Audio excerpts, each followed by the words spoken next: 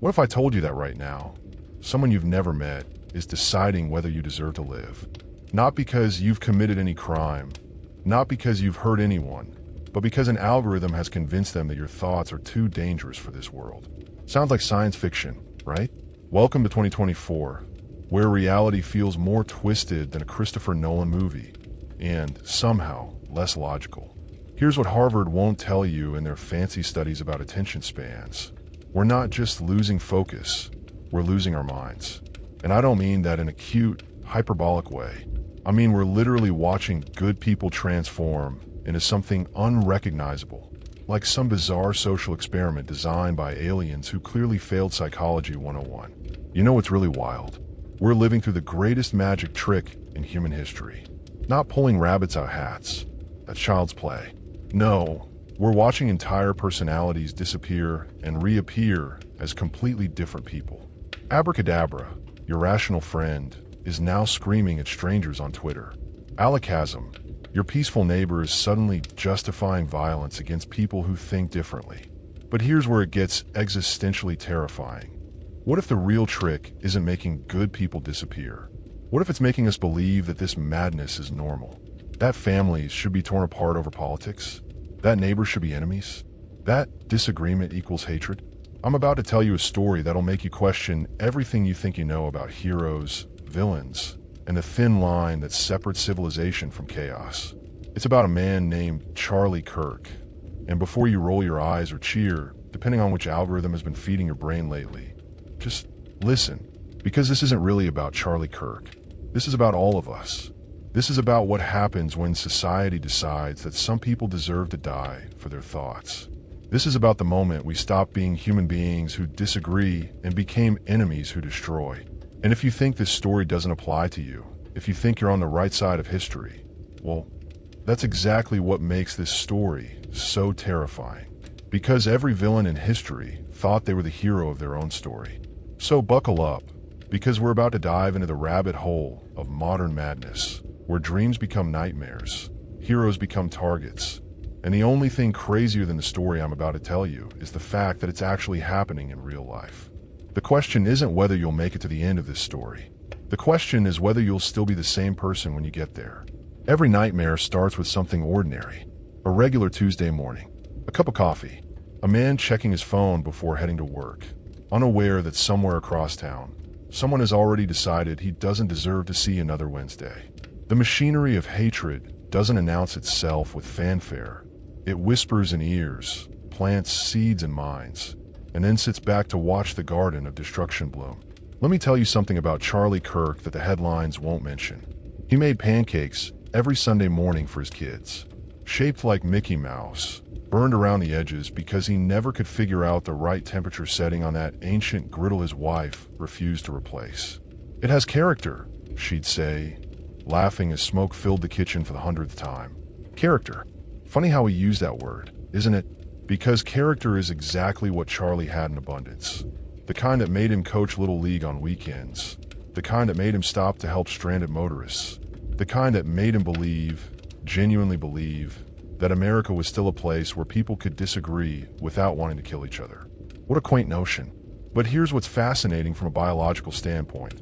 Charlie Kirk's brain operated on the same fundamental neural pathways as his eventual killer. Same dopamine receptors, same mirror neurons, same prefrontal cortex designed for moral reasoning. The hardware was identical. So what happened to the software? Enter the architects of madness. And I don't mean some shadowy cabal meeting in underground bunkers. I mean something far more insidious. The algorithm. The beautiful, terrible algorithm that knows exactly how to hack the most ancient part of your brain, the part that kept your ancestors alive by making them paranoid about different tribes. See, your amygdala, that almond-shaped cluster of neurons responsible for fear and aggression, doesn't know the difference between a saber-toothed tiger and a political opponent. It just knows different equals dangerous. And boy, do the puppet masters know how to pull those strings. They start with a simple truth. Some people really do have bad ideas. Boom, your brain nods along. Reasonable enough. Then they twist that dial just slightly. People with bad ideas are dangerous. Your brain hesitates for a microsecond, then follows. Still logical. Then another twist. Dangerous people shouldn't be allowed to spread their ideas. Your neurons fire in agreement. Makes sense, right? And before you know it, you're 3 clicks away from believing that Charlie Kirk, a guy who couldn't figure out a griddle setting, deserves to die for having the wrong opinion about tax policy. This is behavioral conditioning on steroids. Folks, Pavlov's dog salivated at the sound of a bell. Modern humans salivate with rage at the mention of certain names, certain phrases, certain ideas. We've been trained like laboratory animals. Except the maze is social media, and the reward system is dopamine hits from tribal validation. But here's where the story gets really twisted. The people doing the conditioning, they don't even realize they're doing it half the time. They genuinely believe they're fighting fascism by using fascist tactics. They think they're protecting democracy by silencing democratic discourse. They believe they're promoting tolerance by being completely intolerant. It's like watching someone drown while insisting they're teaching swimming lessons. The beautiful irony is that Charlie Kirk understood this better than most. He'd studied history, seen how societies collapse not through external invasion, but through internal corruption of their own values. He knew that the moment people stop talking and start shooting is the moment civilization begins its death spiral. You can't reason with unreasonable people, his wife would tell him during their late-night conversations about the growing divisions in their community. But you have to try, he'd respond, because the alternative is unthinkable. Poor Charlie. He thought the alternative was unthinkable. Meanwhile, across town, someone was thinking it very clearly. Someone was scrolling through social media feeds, carefully curated to show Charlie Kirk not as a pancake-making father, but as a symbol of everything wrong with the world. Someone was being fed a steady diet of dehumanization disguised as moral righteousness. The genius of modern propaganda isn't that it lies to you. It's that it tells you carefully selected truths that paint an incomplete picture. Show someone only Charlie Kirk's most controversial statements. Remove all context. Amplify the reactions of the most extreme voices. And suddenly Mickey Mouse Pancakes guy becomes the embodiment of evil. It's like describing a movie by showing only the explosions. Technically accurate, completely misleading. The human brain processes 11 million bits of information per second, but can only consciously handle about 40. Which 40 bits do you think someone consumed for months before deciding Charlie Kirk needed to die? Which carefully curated fragments of reality created a monster out of a man who probably had the same favorite color as his killer, who probably laughed at the same stupid memes, who probably worried about his kid's future in exactly the same way. Let's talk about Marcus Thompson, though that wasn't really his name by the time he pulled the trigger. By then, he'd become something else entirely, a walking algorithm, a flesh and blood manifestation of every carefully planted seed of hatred that had been growing in the fertile ground of his isolation and rage. Marcus used to work at the local hardware store, helped people fix their leaky faucets, recommended the right drill bits for weekend projects, knew everyone's pets by name. He had what psychologists call pro-social behavior patterns, the kind of wiring that makes humans help each other survive, the kind that built civilization. But isolation is like acid on the soul, and Marcus had been dissolving for years. It started innocently enough, as these things always do. A job lost during the economic downturn, a relationship that ended badly, a growing sense that the world was changing in ways he didn't understand or appreciate. Classic ingredients for what researchers call social displacement anxiety, the feeling that you no longer belong in your own community. Enter the comfort of online echo chambers, where displaced souls gather to explain their pain through the lens of blame, where complex socioeconomic forces get reduced to simple villains with names and faces, where Charlie Kirk transforms from some guy with political opinions to the reason your life is falling apart.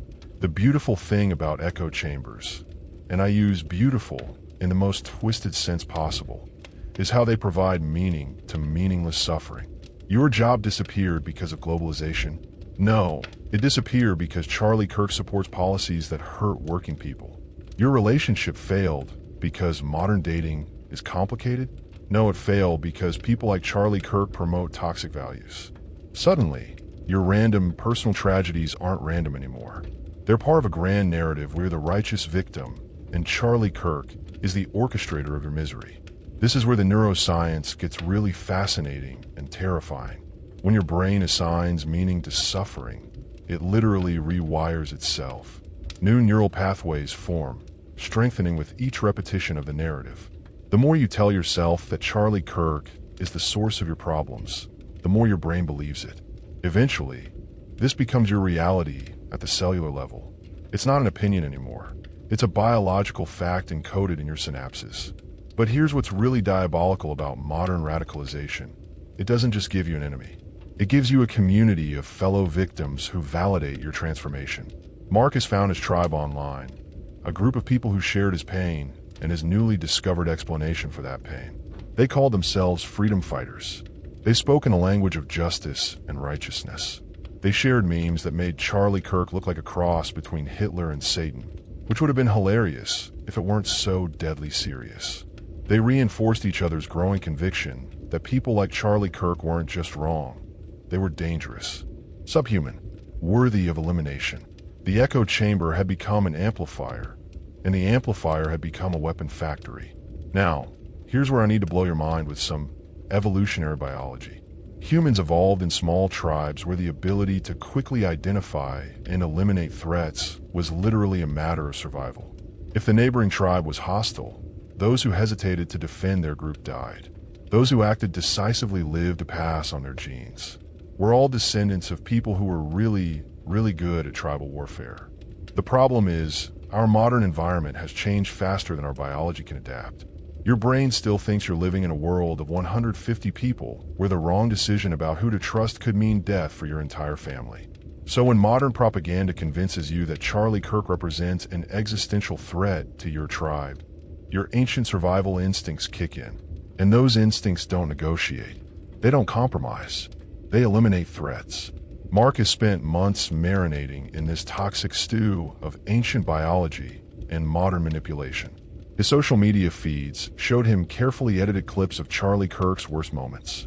His online friends shared increasingly violent fantasies about what should happen to people like him. His brain, doing what brains do, started planning. The truly horrifying part? Marcus genuinely believed he was saving the world. This is what moral injury looks like in the digital age. Marcus wasn't a psychopath. Psychopaths don't feel the burning sense of righteous purpose that drove him to action. He was a normal human being whose moral reasoning had been hacked by people who understood exactly which buttons to push. He probably cried after he pulled the trigger, not from remorse, from the crushing realization that nothing had changed. The world wasn't saved. His pain wasn't healed. Charlie Kirk was dead. But Marcus was still unemployed, still lonely, still trapped in the same meaningless existence that had driven him to seek meaning through violence. The puppet masters who had filled his head with hatred were already moving on to the next Marcus, the next Charlie Kirk, the next tragic cycle in an endless dance of manufactured outrage and real bloodshed. But here's the really sick part. Somewhere in the online ecosystem that created Marcus, people were celebrating. They were calling him a hero. They were saying Charlie Kirk got what he deserved. They were already selecting the next target, feeding the next isolated soul the same carefully crafted narrative that transforms neighbors into enemies and citizens into casualties. The algorithm had worked perfectly. One more voice of dissent silenced. One more family destroyed. One more step toward a world where disagreement equals death sentence. And the most terrifying part of all, the people celebrating Marcus's actions genuinely believe they're the good guys in this story. If you want to understand how civilizations collapse, don't study invasions or natural disasters. Study the moment when people stop seeing their neighbors as humans who happen to disagree with them and start seeing them as obstacles to be removed. Study the moment when mothers explain to their children why daddy isn't coming home anymore. Not because of war or accident, but because someone decided his thoughts were too dangerous to allow him to keep breathing. Let me paint you a picture of the invisible war being fought for your mind every single day. Imagine you're a fish swimming in an ocean, but you don't know you're wet.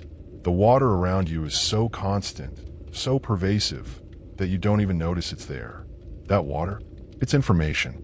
And just like real water can be clean or polluted, information can nourish your mind or poison it. Charlie Kirk was drowning in poison water long before Marcus pulled that trigger. So is Marcus. So are you. So am I. The difference is the concentration of toxins and our individual resistance to them. Here's what most people don't understand about modern information warfare. It's not designed to convince you of specific ideas. It's designed to make you incapable of thinking clearly at all.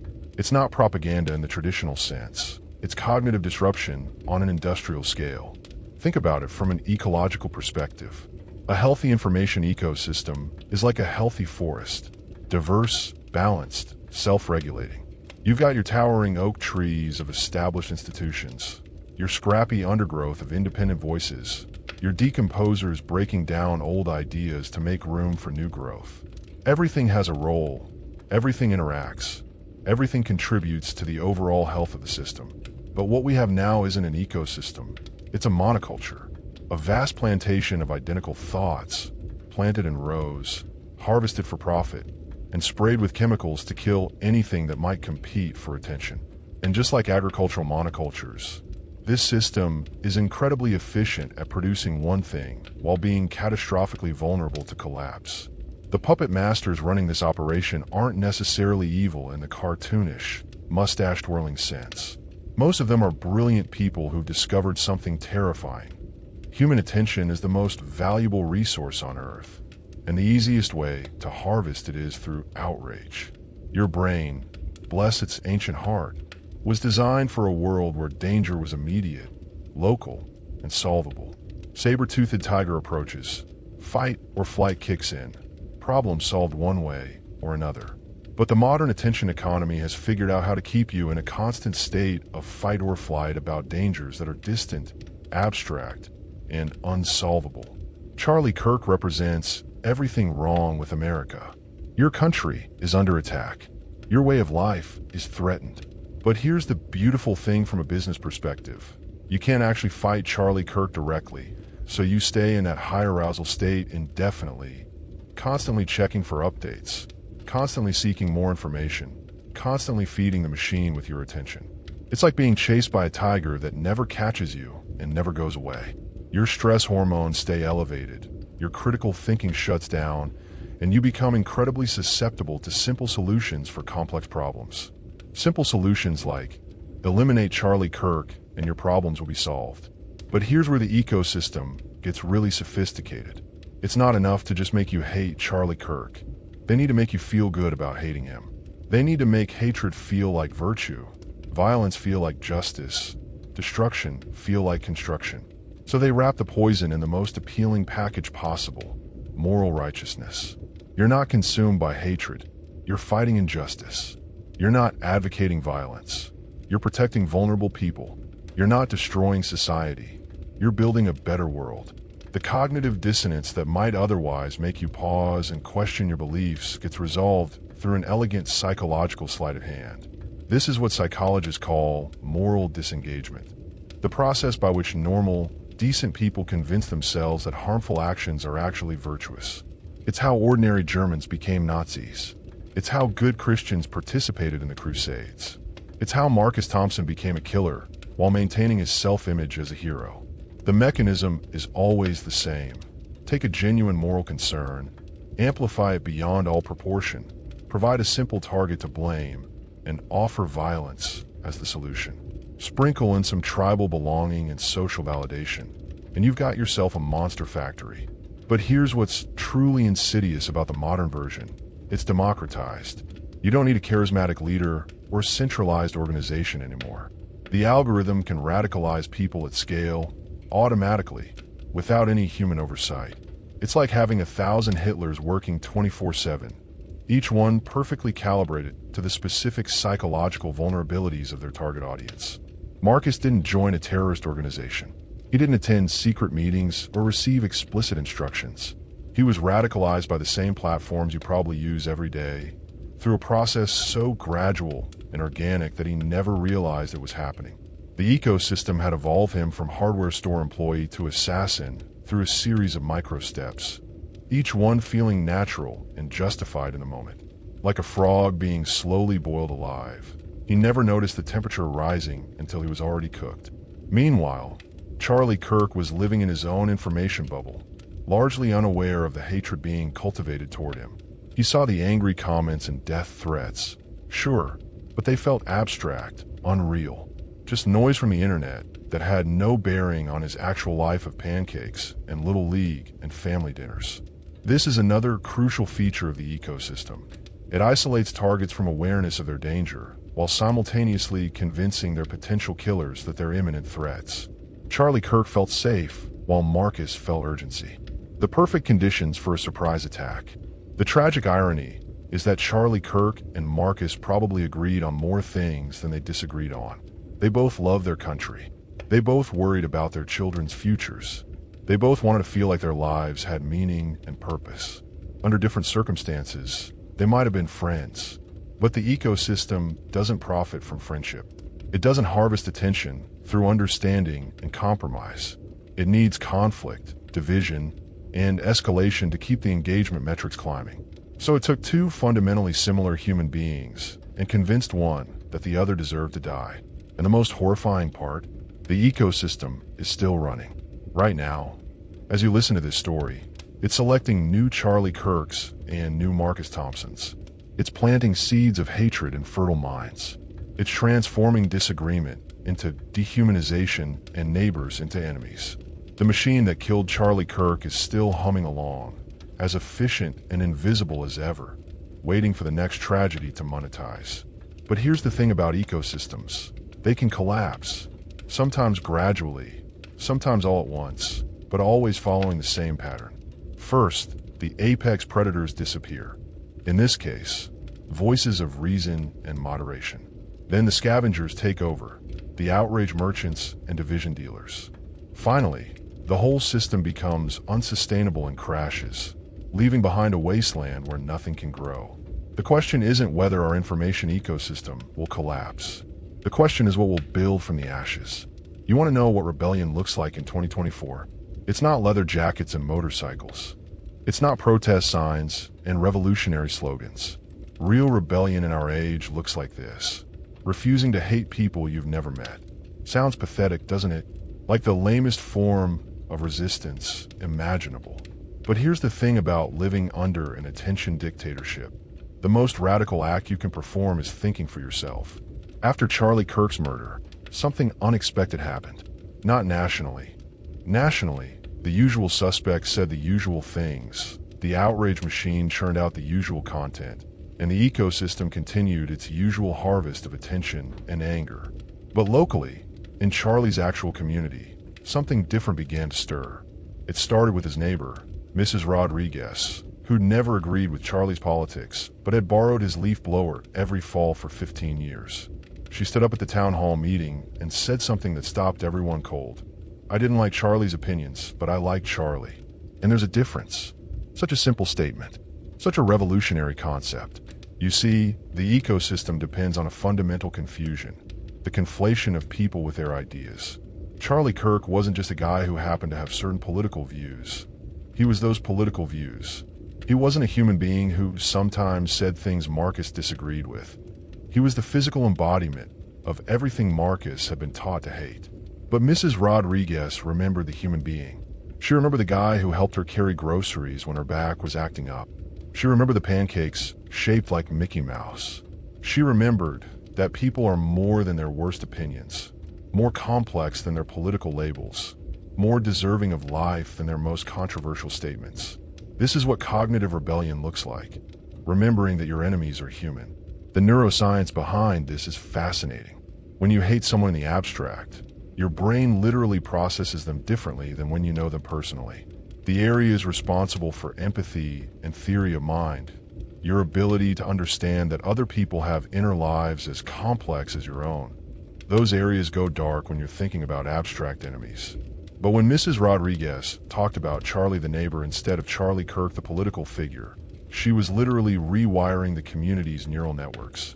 She was forcing people to activate their empathy circuits, to remember that behind every political position is a person with hopes and fears and families who will miss them when they're gone.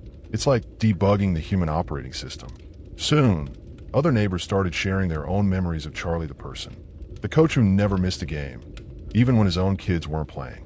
The guy who shoveled elderly neighbors' driveways without being asked.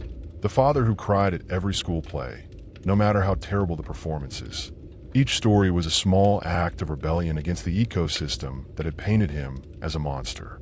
Each memory was a refusal to let algorithms define their reality. But here's where the story gets really interesting. They didn't just remember Charlie. They started looking at their own consumption of information differently. They began asking questions like, how much do I actually know about the people I think I hate? How much of my opinion is based on direct experience versus carefully curated content designed to make me angry? It turns out that once you start debugging one part of the system, you can't help but notice glitches everywhere else. Sarah Kim, a local teacher, put it perfectly. I realized I had stronger emotions about politicians I'd never met than I did about neighbors I saw every day. That's not normal. That's not healthy. That's not human. The rebellion spread, but not in the way you might expect. They didn't form a movement or create counter-content or try to fight the ecosystem on its own terms. Instead, they did something much more radical. They logged off. Not completely, not forever, but strategically. They started choosing their information diet as carefully as their food diet. They began treating their attention like the precious resource it is, rather than something to be strip-mined by whoever could generate the most outrage. They rediscovered the lost art of changing their minds gradually, rather than being expected to have immediate, passionate opinions about everything. They remembered that uncertainty is a sign of wisdom, not weakness. They practiced saying, I don't know enough about that to have a strong opinion. Perhaps the most revolutionary phrase in modern discourse. Most importantly, they started talking to each other again, not about politics, not about the issues that the ecosystem wanted them to focus on, but about life, about their kids' hopes and dreams, about their own fears and aspirations, about the small joys that make existence bearable and the shared struggles that make them human. They discovered something that should be obvious, but feels radical in our current moment. People who disagree about politics can still care about each other as human beings. The ecosystem tried to pull them back in, of course. It generated fresh outrages, new enemies, novel reasons to be afraid and angry. But once you've seen the machine working, once you've recognized the patterns, once you've remembered what it feels like to think your own thoughts instead of having them provided for you, it's hard to go back. The rebellion wasn't about changing the world. It was about reclaiming their minds. It was about refusing to let Charlie Kirk's death be just another data point in an endless stream of manufactured outrage. It was about remembering what it means to be human in an age of algorithms. Every story needs an ending, but this one doesn't really end. Somewhere right now, another Marcus is being radicalized by carefully curated content. Another Charlie is going about his daily life, unaware that he's being positioned as someone's enemy. Another community will face the choice between remembering people's humanity or surrendering to the ecosystem's demand for tribal warfare. The only question is, which side of this story will you choose to be on? So here we are, at the end of our journey through the rabbit hole of modern madness. Charlie Kirk is still dead. Marcus Thompson is still in prison, probably wondering how he went from selling screws to committing murder. The ecosystem is still humming along, already selecting new targets and new weapons. But you're different now. You've seen behind the curtain. You've watched the machine work. You understand the choice that defines our historical moment. You can continue swimming in poison information waters, letting algorithms decide who you should love and hate. You can outsource your thinking to engagement-optimized content creators. You can let your ancient tribal instincts be weaponized by people who profit from your anger. Or you can rebel. You can remember that your neighbors are human beings, not representatives of abstract ideologies. You can choose curiosity over certainty, questions over quick judgments, complexity over simple solutions. You can refuse to let the ecosystem turn you into someone you don't recognize. The future isn't written yet. We're still deciding whether disagreement leads to conversation or assassination, whether democracy means governance or warfare, whether differences make us stronger or provide justification for elimination. Charlie Kirk died believing that people could still change their minds through dialogue rather than violence. Marcus Thompson killed believing that some people are too dangerous to be allowed to live. Which of them was right will depend on what you do next. Because this isn't just a story about them. It's a story about all of us. It's a story about the kind of world we're choosing to build, one conversation, one choice, one moment of humanity at a time. The crazy dreams don't have to become nightmares, but only if we remember how to wake up. And if this story made you think, made you question, made you remember what it feels like to consider new perspectives, well, maybe that's worth sharing. Maybe that's worth discussing. Maybe that's exactly the kind of content that could use a little more engagement in this attention economy we're all swimming in. The choice, as always, is yours.